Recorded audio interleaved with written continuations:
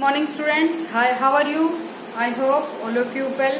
Now today we will discuss about our second chapter. Second chapter is sports and nutrition. Everyone wants to remain fit and healthy. तो fit और healthy के लिए हमें क्या करना पड़ता है कि एक्सरसाइज के साथ साथ अपनी डाइट के ऊपर भी फोकस करना पड़ता है। डाइट के लिए एक जो फूड का ग्रुप्स बनाया गया है, उनको डिवाइड किया गया है। उन फूड ग्रुप्स में से एक्यूरेट ये सही तरीके की जो डाइट है उसको लेना बैलेंस डाइट कहलाता है। बैलेंस डाइट क्या होती है? फूड के ग्रुप्स होते हैं जो फूड को डिवाइड किया गया है, उनकी सबकी सही और अच्छी मात्रा को लेना बैलेंस डाइट कहलाता है।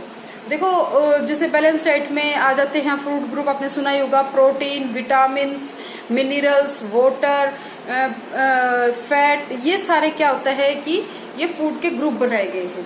ओके, तो इनको बैलेंस डाइट बोला जाता है। इनको सबकी क्वांटिटी बताई जाती है। सबकी क्वांटिटी अलग अलग पर्सन के लिए अलग अलग होती है। कोई अगर ऑफिस वर्क करता है तो उसके लिए अलग होती है, कोई प्रैक्टिस करता है उसके लिए अलग होती है, बच्चों के लिए अलग होती है, जो ज्यादा मेहनत वाला काम करते हैं उनके लिए अलग होती है। स्पोर्ट्स में भी ये सारी जो डाइट है अलग अलग तरीके से होती है। स्पोर्ट्स के अंदर जैसे कि अगर कोई पर्सन वेट लिफ्टर है, कोई प्लेयर वेट लिफ्टर है या बॉडी बिल्डर है, उनके लिए अलग से डाइट होगी। कोई रेसलर है, उनके लिए अलग से डाइट होगी। एथलीट्स के लिए अलग से डाइट होती है। तो आज हम इन डाइट्स के बारे में डिस्कस करेंगे कि हमें कितनी क्वांटिटी में डाइट लेनी चाहिए। बैलेंस डाइट क्या होता है, न्यूट्रिशंस क्या होते हैं। तो पहले हम पढ़ेंगे बैलेंस डाइट के बारे में। मीनिंग क्या है बैलेंस डाइट का? Diet which consists of all the essential food contents like protein, carbohydrates, fat, vitamins, minerals, water in correct proportion is called a balanced diet.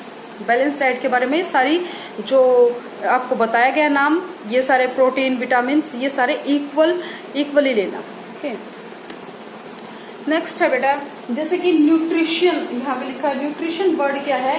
Nutrition is defined as the science of food and its a relationship with health. Nutrition क्या procedure होता है nutrition में? जैसे कि कोई भी एक dynamic process होती है न्यूट्रिशन। इसके अंदर बताया जाता है कि कैसे जो न्यूट्रिशंस हैं वो बॉडी के द्वारा, जो फूड है वो बॉडी के द्वारा कैसे डाइजेस्ट किया जाता है। डाइजेशन के बाद उसमें जो न्यूट्रिशंस है वो कैसे अब्सॉर्ब किए जाते हैं। अब्सॉर्ब के बाद फिर कैसे वो टिश्यूज को डिस्ट्रीब्यूट किया जाता है। टिश्यूज के बाद उसका फिर यूटिलाइजेशन कैसे होता है। यूटिलाइजेशन के बाद फिर उसको कैसे डिस्पोज किया जाता है बॉडी के अंदर से। ये सारी जो है डायनेमिक प्रोसेस है। डायनेमिक प्रोसेस में जैसे ये न्यूट्रिशंस बोला जाता है फिर इसको। ना स्टूडेंट्स, आप देख रहे हैं आगे जो न्यूट्रिशंस होते हैं, न्यूट्रिशंस को 2 पार्ट्स में डिवाइड किया गया है। फर्स्ट है ये macro nutrients, then micro nutrients. Macro के अंदर हमारी बॉडी को जो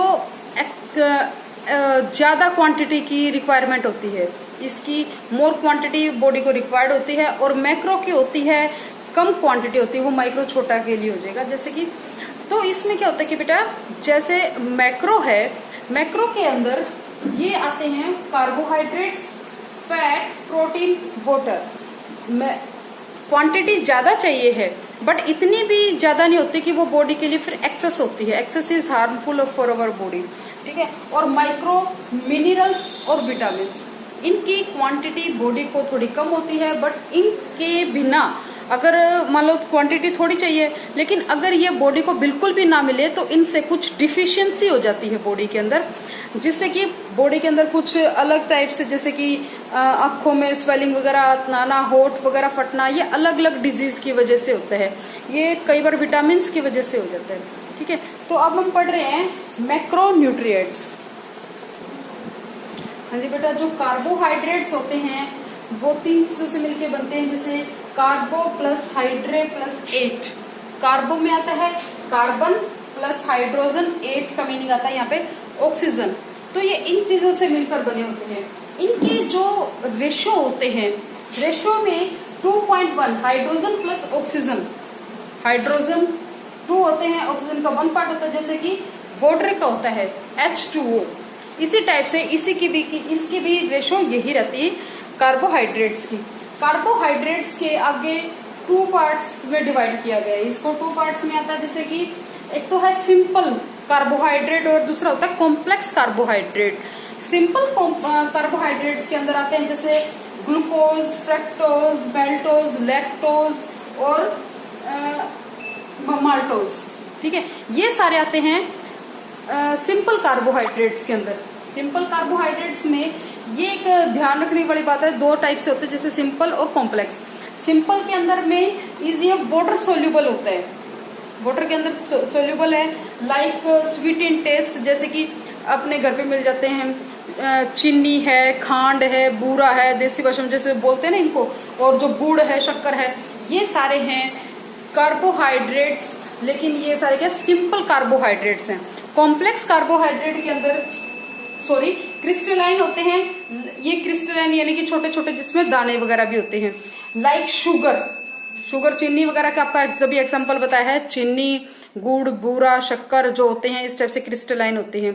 दूसरा होता है ये कॉम्प्लेक्स कार्बोहाइड्रेट। कॉम्प्लेक्स कार्बोहाइड्रेट्स के अंदर बच्चे जो ये बताया गया आपको, इसका मेन होता है केमिकल कॉम्पोजिशंस। केमिकल कॉम्पोजिशन जैसे बताया वो क्रिस्टलाइन है, वो क्रिस्टलाइन नहीं होते, ये टेस्ट इन स्वीट होते हैं, बट वो टेस्ट इन स्वीट नहीं होते। जिसका एग्जांपल दिया जाता है मोस्टली जैसे बनाना है, गेहूं है, बाजरा है, ये सारी जो चीजें होती हैं ये आपके कार्बोहाइड्रेट्स के अंदर ही आती हैं, बट वो कॉम्प्लेक्स कार्बोहाइड्रेट बोला जाता है, ये simple carbohydrate. Now next is protein. Protein is made up of carbon, hydrogen, oxygen, nitrogen and sometime in sulfur. Okay students, अब नाइट्रोजन क्या होता है कि जो बॉडी बिल्डर्स होते हैं उनके लिए प्रोटीन बहुत ज्यादा जरूरी होता है। एक्सेस में अगर वो प्रोटीन लेते हैं तो उनके लिए बेनिफिशियल होता है, बट समटाइम्स अगर वो प्रैक्टिस ना करे और प्रोटीन एक्सेस में लेते रहे तो ये उनकी बॉडी के लिए बहुत ज्यादा हार्मफुल होता है। तो जो प्रोटीन्स होते हैं ये एक लार्ज मॉलिक्यूल्स होते हैं, ये जल्दी से ब्लड में डिसॉल्व नहीं हो पाते, इसलिए ये आप ब्लड के अंदर एमिनो एसिड्स के अंदर कन्वर्ट होके फिर ये हमारी बॉडी के अंदर डाइजेस्ट हो जाते हैं, कन्वर्ट हो जाते हैं। हमारी बॉडी को लगभग 23 एमिनो एसिड्स की जरूरत होती है, जिसके अंदर बॉडी को रिक्वायरमेंट सिर्फ 9 एमिनो एसिड्स की होती है। ओके, तो ये जो प्रोटीन्स होते हैं हमारी बॉडी के blood, muscle, nails, hair, skin, tissue, internal organs, इनकी केयर करते हैं।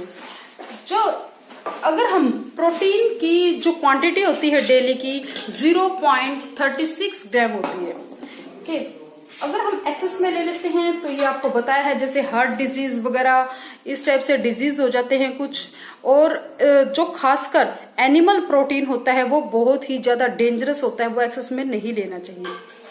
अगर हम प्रोटीन ना लें, हमें प्रोटीन की बॉडी के अंदर बहुत कमी हो जाती है तो मरासमस, क्वाशियोरकर की बीमारी हो जाती है, जो कि लगभग छोटे बच्चों के अंदर पाई जाती है। Now next is fat. Fat बेटा जिन प्लेयर्स के लिए, किन किन प्लेयर्स के लिए आवश्यक होता है, ये जैसे कि रेसलर है और वेट लिफ्टर्स हैं, उन प्लेयर्स के लिए बहुत ज्यादा बेनिफिशियल होता है फैट, बट वो लिमिट में लेना होता है उनको। और जिनके लिए फैट ज्यादा जरूरी नहीं होता वो हैं athletes, long distance runners, short distance, उनके लिए फैट की जो क्वांटिटी थोड़ी कम रखी जाती है। फैट जो है ये अब है कार्बन, हाइड्रोजन, ऑक्सीजन, इन तीनों से मिलके बना होता है। इसकी केमिकल कॉम्पोजिशन आती है 72, 12, 12। ठीक है, अब है इसके आगे 3 parts, saturated fat, polyunsaturated, unsaturated fat, mono unsaturated fat.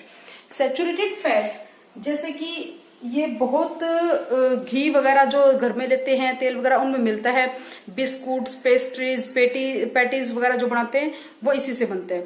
ये क्या होता है, अगर हम ये कोलेस्ट्रॉल बढ़ा देता है और हार्ट डिजीज वाले लोगों के लिए भी ये बहुत खतरनाक होता है, यानी कि जिनको हार्ट डिजीज है वो इसको नहीं लेते हैं, या एक्सेस में लेने से हार्ट डिजीज हो जाता है। ओके, जो पोलो अनसैचुरेटेड फैट है ये थोड़ा सा बेटर है मोनो अनसैचुरेटेड फैट से। ओके, फैट जो है हमारी बॉडी के लिए बहुत ज्यादा जरूरी होती है, हमारी बॉडी को कीप वार्म करता है, गर्म रखता है, और इंटरनल ऑर्गन्स की जो है सेफ्टी रखता है। ये फैट की है जो हमें लिमिट में लेना चाहिए, इसकी क्वांटिटी अगर हम लिमिट में रखेंगे तो हमारी बॉडी को ये ठीक तरीके से रखता है। Now our next is water.